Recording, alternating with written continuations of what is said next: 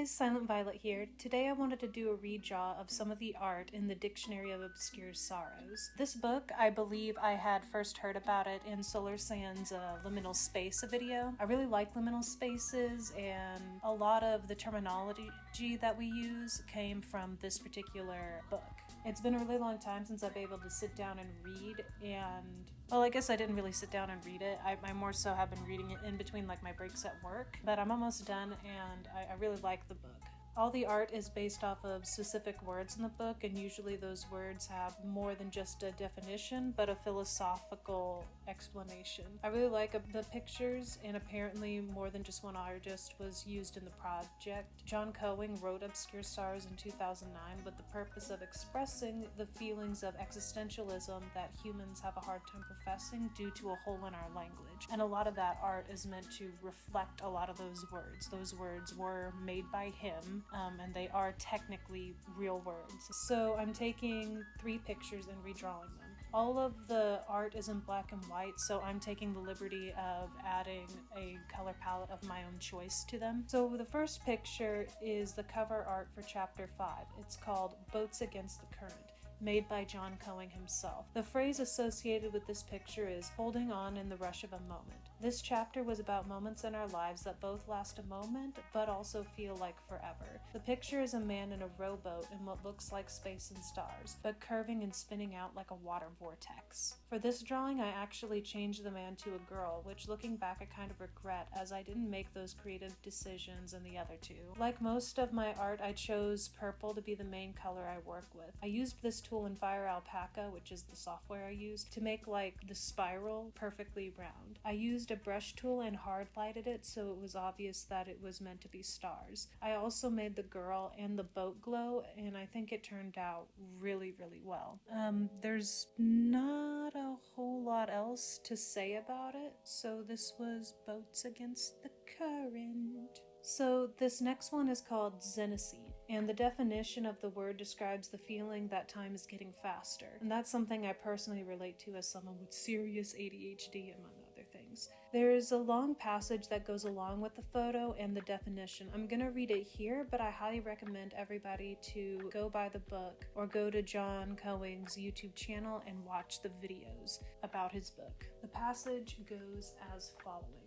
It's actually just after you're born that your life flashes before your eyes. Entire eons are lived in those first few months. At first, time is only felt vicariously as something that happens to other people. Looking out at the world from a car seat, you feel inseparable from the world itself, with nothing to do but watch it passing by. You get used to living in the moment because there's nowhere else to go. Before long, life begins to move, and you learn to move with it. You take it for granted that you're a different person every year, upgraded with a different body and a different future. You run around so fast the world around you seems to stand still. A summer vacation can stretch on for an eternity. We should consider the idea that youth is not actually wasted on the young, that their heightened emotions make perfect sense once you adjust for inflation. For someone going through adolescence, life feels epic and tragic simply because it is. Every kink in their day could easily warp the arc of their story. Soon enough, the stakes of life begin to settle. You feel time moving forward, learning its rhythm, passing from one birthday to the next. Each time you circle back around and cross the same point around the sun,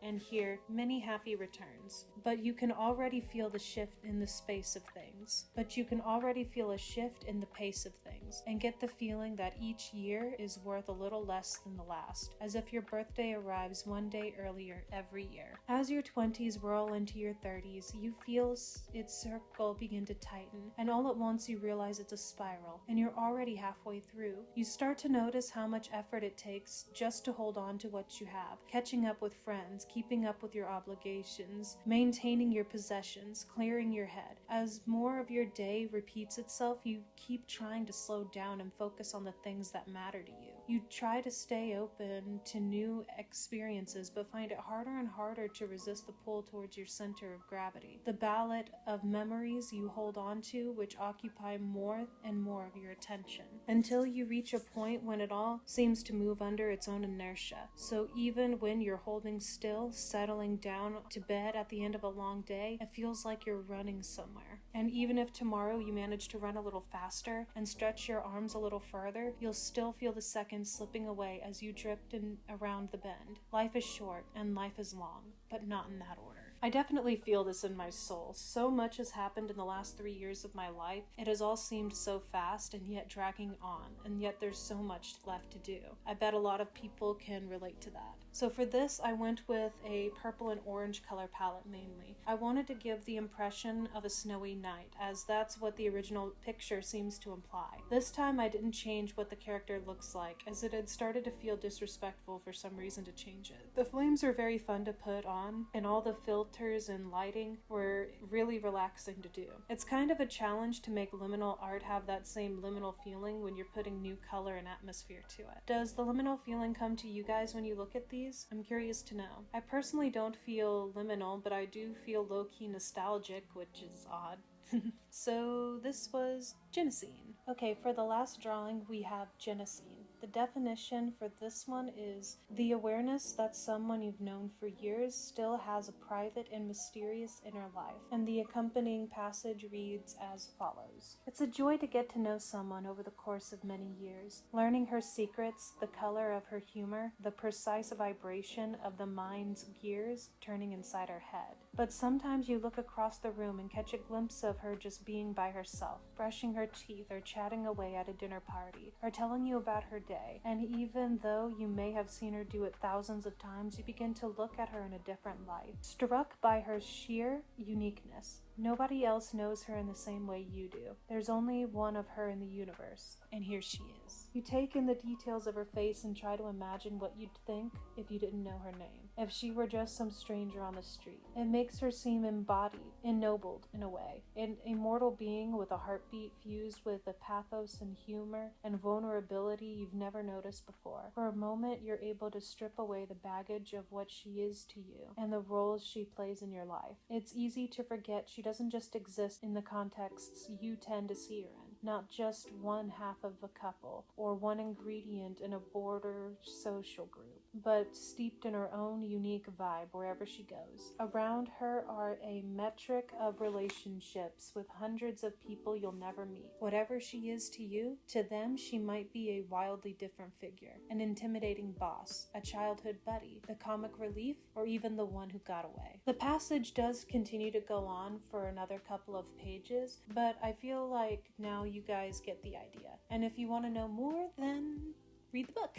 Hashtag not sponsored, by the way. For this drawing, I had a hard time getting the angle of the giant eye just right. Like, it took me forever. I think I was working on it for like an hour. So I just kind of changed the angle a little. I also chose to add some makeup instead of trying to partly draw a face. I didn't particularly like trying to get like skin, but like no outline. Like it just didn't seem, anyway, it didn't seem, really didn't seem to work. I chose a light blue for the main color. I wanted to give the impression of ice, as that seems to be where the figure is standing, like a glacier or something. I wanted the drop off to look like really deep, so I did a lot of shading and gradient tools. Overall, I think it turned out so beautiful, and it's actually my favorite one out of all of them. This was Genesene. I hope I've been pronouncing them correctly.